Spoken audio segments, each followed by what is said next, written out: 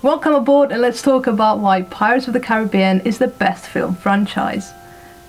As soon as I said that sentence, a part of my brain went, oh, so you're basically saying that The Lord of the Rings, The Hobbit and Harry Potter are all shit, eh? No, I am completely obsessed with all of them, but in this video I will talk about the Pirates trilogy. Trilogy, I hear you ask, but there are 5 films. No, we do not acknowledge or talk about the last 2 films, so therefore it is a trilogy. I've been obsessed with these films ever since I watched The Curse of the Black Pearl back in 2003 or 2004. I love the fashion of the 1700s and I love all ships, so these films were right up my alley since the very beginning. I appreciate the attention to detail when it comes to pirate folklore, the weapons, historically accurate costumes, props, you name it.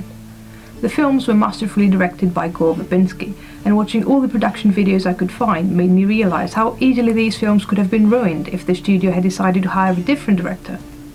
Actually, I think that only by watching those production videos can one realise how expensive it was to create these films and how much work went into them.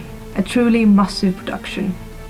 What I also liked about the director is his decision to not rely on a green screen where it is not needed, for example by shooting in real locations, and also his decision to have the actors do most of their own stunts.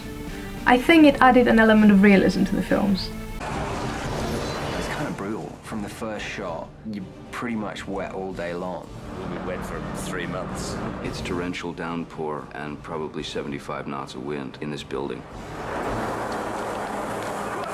I call it surviving. They turn the rain on and you're drenched within about 10 seconds. It's quite challenging. It certainly makes it feel real.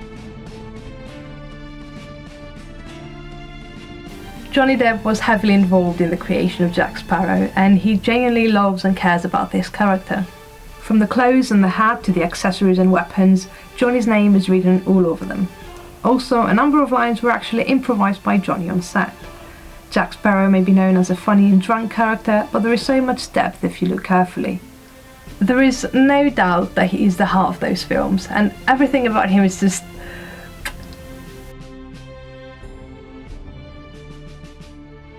We meet Elizabeth as the governor's daughter, a young lady who has spent her entire life reading about pirates.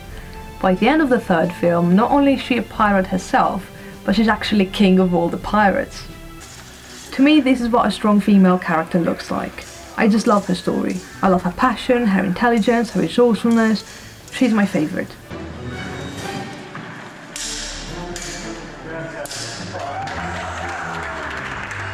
Jack Davenport playing Norrington, we both worked on our own. I was better than he was.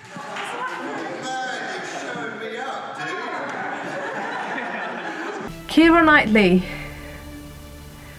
Your hand in marriage, please. Another character I love is James Norrington. In the first film he was promoted from captain to commodore, then in the 2nd film he became a pirate, and finally in the 3rd film he was given back his old life and was promoted to admiral. There are some important deleted scenes that I think should have been included in the films, and there are some others that add nothing to the story, but I just love them too much. For example,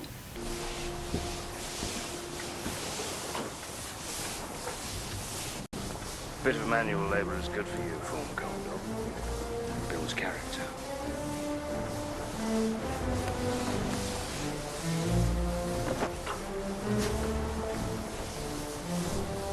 a truly great character. Also, Jack Davenport is hilarious. How embarrassing. There's stuntmen doing things I should be doing right behind my shoulder. We'll talk about that in a second. Yeah, sure we will. My better half, ladies and gentlemen, just behind my right shoulder. Another thing I enjoy about these films are the secondary characters. A lot of films only focus on the protagonists and there is no character development or even information about the rest of the characters. That is not the case with Pirates. The background characters are three-dimensional. They have a name, personality, backstory and a will of their own. I really appreciate that. It's refreshing and to me it's proof of the screenwriter's skill.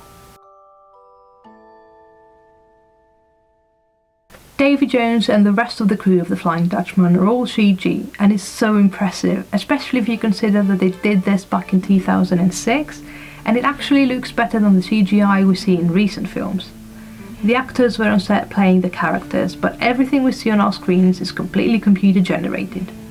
The brilliant Bill Nighy played Davy Jones, and the very talented team that created Davy Jones in post-production managed to capture all his facial expressions and quirks, so you see the character in the film and you can tell that that's Bill Nighy.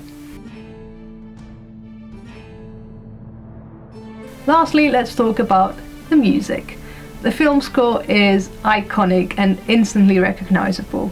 I've mentioned before that Hans Zimmer is my favorite composer.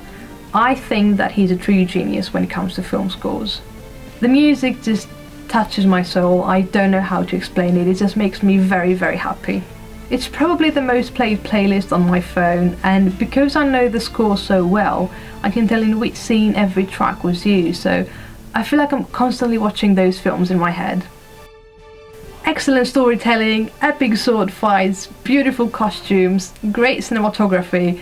I have nothing but positive things to say about these films. I grew up with them and they are very close to my heart. They are almost like a friend, really.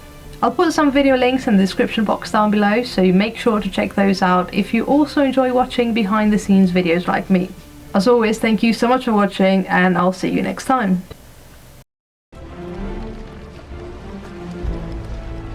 Drink up me hearty Joe.